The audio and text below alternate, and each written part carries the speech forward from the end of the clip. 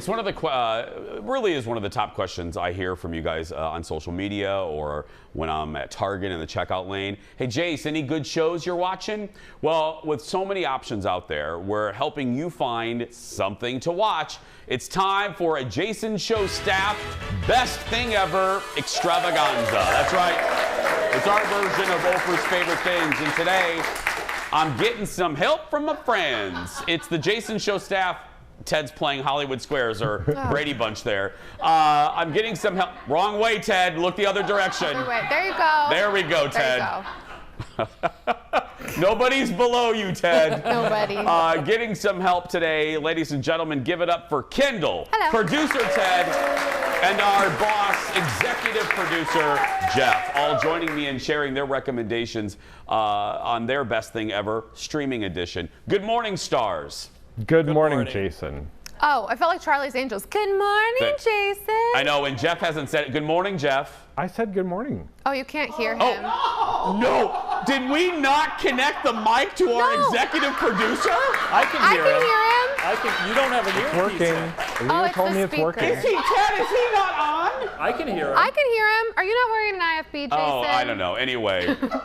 He said good morning. Yeah, good yes, morning. he says good morning. Oh, I'm up first. Is it your first day, Jason? This is hysterical. He's making fun I of can't you hear him. currently. I know why. Anyway, my pick is a new docuseries on Netflix about what many consider to be the first catfishing scandal. It involved a college football player and a story that went viral. Look at this. Manti had an absolutely astounding senior year. His grandmother and girlfriend, Lene Kekua, had died the same night. He dedicated his season to them. It was an amazing story. I mean, they were with me, you know. I miss them. One problem, his girlfriend did not exist. I don't think anyone can appreciate how big a story it became. This was a very sophisticated hoax perpetrated for reasons we can't understand. At this point, I'm at the Heisman ceremony. I don't know what to think, and I can't tell anybody what's going on. He'll never...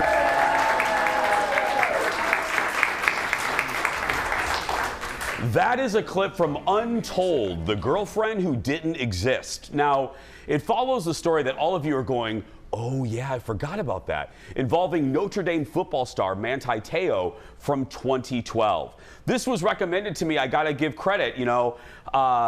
Jeff recommended it to me, and then Addie, our social media maven, recommended it to me. And the minute you start watching it, you forget, or I'm sorry, you remember what a large story this was.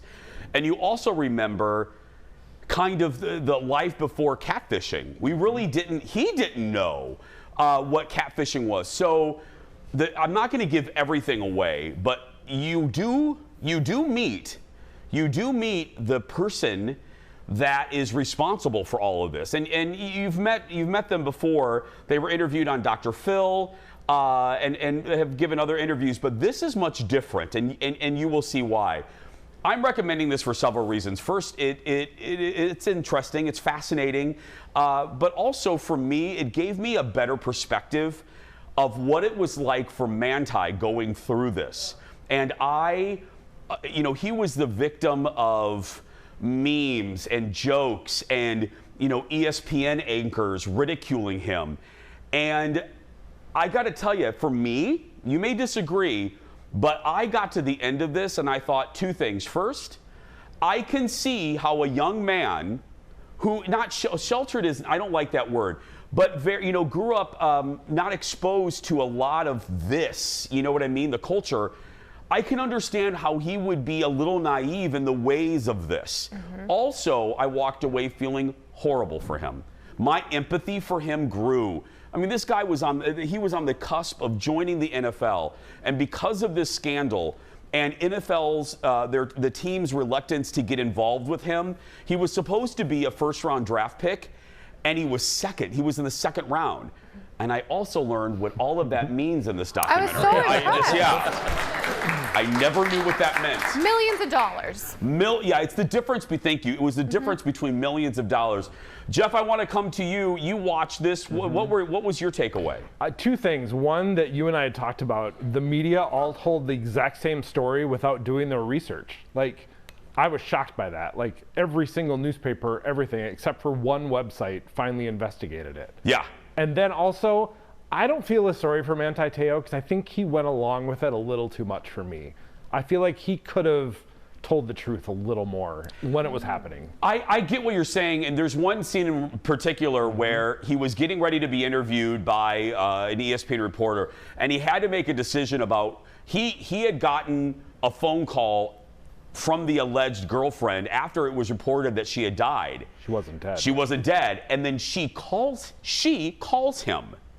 And then he's interviewed. Jeff, wasn't it the Heisman press conference? The Heisman Trophy presentation, yeah. But I got to tell you, I do sympathize because you got to make a judgment call. This poor guy is mentally going through, oh my goodness, my dead girlfriend is not really dead. Do I say it to this ESPN reporter? Is it going to jeopardize my... I can see why he did it. I'm not excusing it, but I can see why he chose what he chose in the moment. Well, he was only like, what, 22 at the time? Yeah. 21, 22.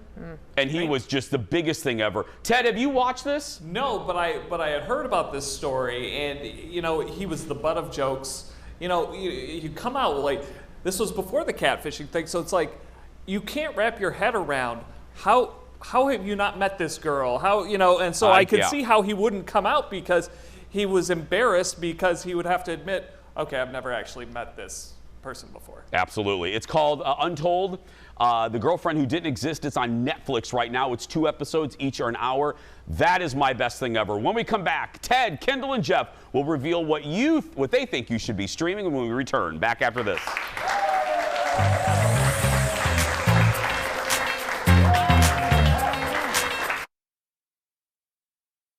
Let's make it a good day. We do it our own way.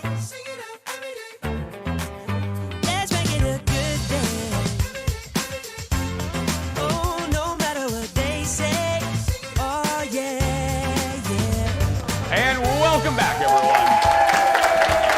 It's our Jason Show Staff Extravaganza. Best Thing Ever streaming edition. It's the longest title ever. Okay, so I told you mine. We're now going to go to America's favorite daytime talk show host, producer in the Midwest, Ted Johnson. Ted?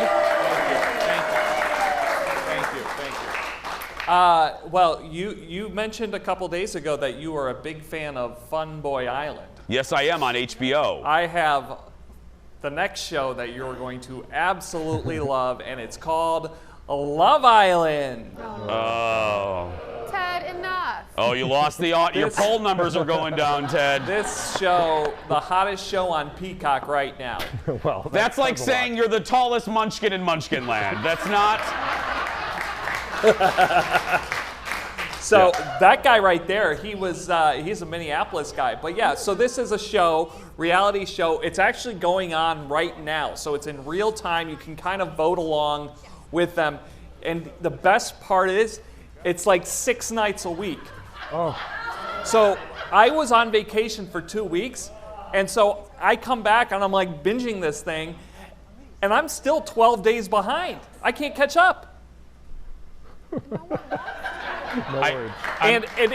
If I haven't sold you yet. You haven't. Audience, right? He hasn't sold us yet. If I haven't sold you yet, I have a clip that, here's what happens. So you might wonder, well, what do they do on Love Island? Well, they play a lot of games, and a lot of those games involve truth or dare, mostly dares. Yeah. And take a look. Truth or dare? Dare. Choose 2 islanders to do a 3-way kiss. You got it. With the Brodies. Truth or dare, Courtney? Let's do a dare. Yeah. Out of the 2 guys that just showed up, yes. Kiss who you most interested in? I knew it. I knew it. I knew it. Did you know it? We all did. Really? Oh, wow. He's a really good kisser. I'm like an Italian stallion right there. Ted, I think the audience and I think when you said what they do a lot on Love Island, I think you meant to said spread herpes. I think that's what you meant to say. And get bad tattoos. That's right, and get bad tattoos that you will regret later in life. They like to say, who are you vibing with?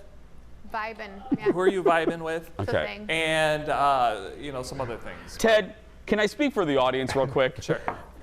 Do you legitimately like this show, or are you just trying to entertain America? The only person who likes this show more than me is Mrs. Ted. Oh. You guys watch together? Mrs. Ted is a respectable woman. What?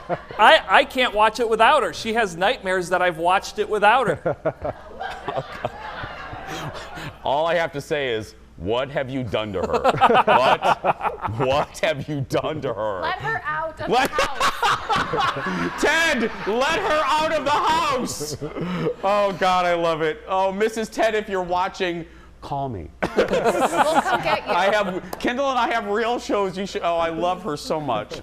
Now I'm scared. Okay, we're not done yet. Jeff and Kendall when we return. Back in a moment, everyone. She's so sweet.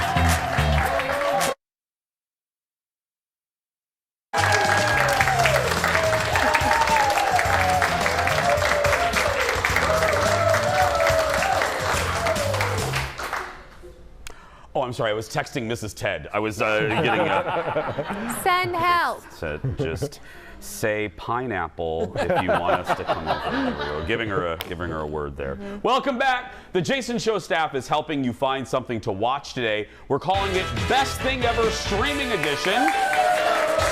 And my buddy Kendall Mark is next. Kendall, take it away. What's your pick? Well, mine's on Netflix. It's called Persuasion. You might have seen it. I think it's been in the top 10 for a while now on movies that you can watch on Netflix. And if you're a Dakota Johnson fan, unlike some people in the box, like me, you will like it. Check this out. I almost got married once.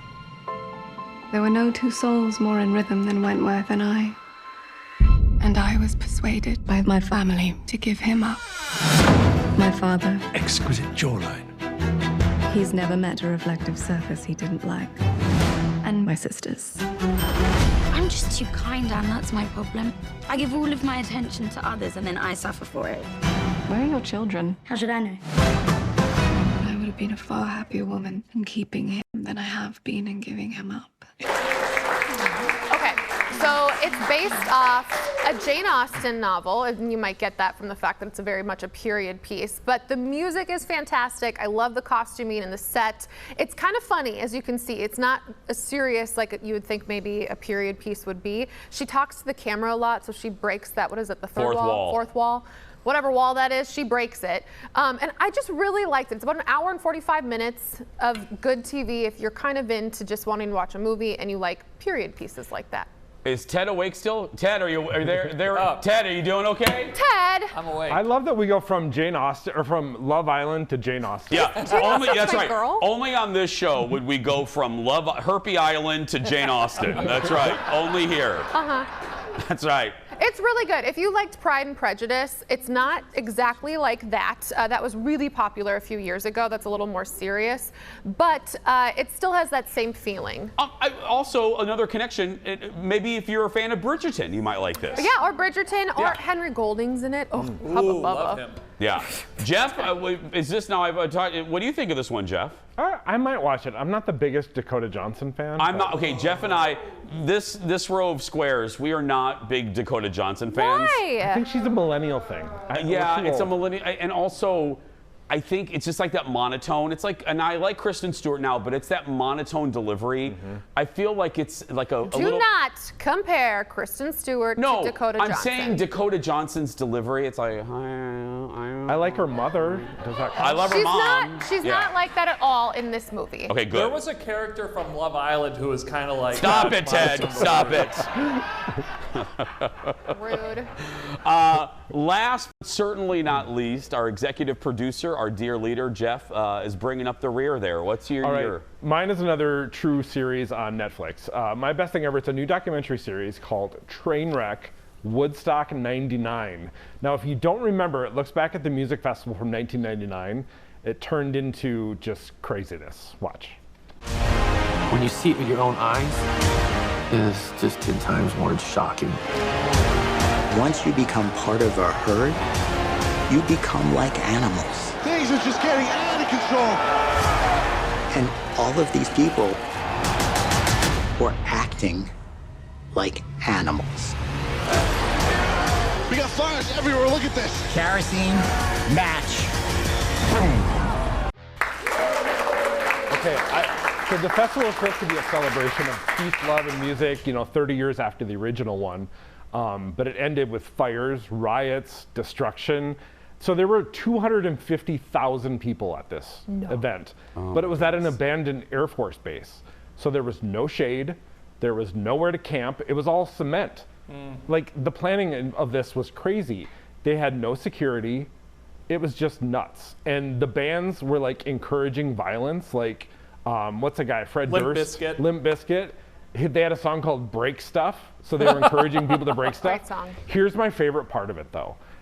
The final night, Red Hot Chili Peppers are there. They hand out 100,000 candles with lighters. Oh God. To remember victims of violence. And that's what started the fires around the whole place. Everyone was so mad because it was so hot. Water was $4 a bottle in 1999. These are kids. They don't have $4 for water. So they light all the plywood on fire, and it turned into an inferno. Oh my They had to goodness. evacuate the MTV crew. Like, I remember watching this on MTV. I do too. It was nuts. Carson Daly just spoke about this, didn't he, Jeff? He did. Now, look, what you're seeing now, HBO did a documentary as well. I must say the HBO one is a little better. Okay. It has more personal stories. Like, you hear from people that were on the ground, like what happened to them. Theirs is called Woodstock 99, Peace, Love, and Rage. The one on Netflix is good as well, but it has more stories of the failures of the organizers. Well, just think of the toxic brew, Jeff. You got heat. You have drunk people. You have people angry. You have anger. They were angry at the MTV generation because they said MTV wasn't representing them. Yeah. Because in '99, MTV was like boy bands, Britney. Yep. It was not Woodstock. So oh my goodness. It's fantastic. 3 episodes. They're about less than an hour, but it's a great show. And wasn't the security force called like the Peace Patrol or something? They didn't even have security. And they wanted to just watch the music. So they just signed up to get free tickets. Oh my God. And there's a part about the wastewater and the porta potties that I won't get into on morning TV. Yeah. But it's nuts. Oh. Well, I really mean this. No matter what you're looking for, other than Ted's stuff, you have some good offerings here. Yeah. Give it up for Kendall, producer Ted, and executive producer Jeff. We'll be right back right after this. Stay with us, friends.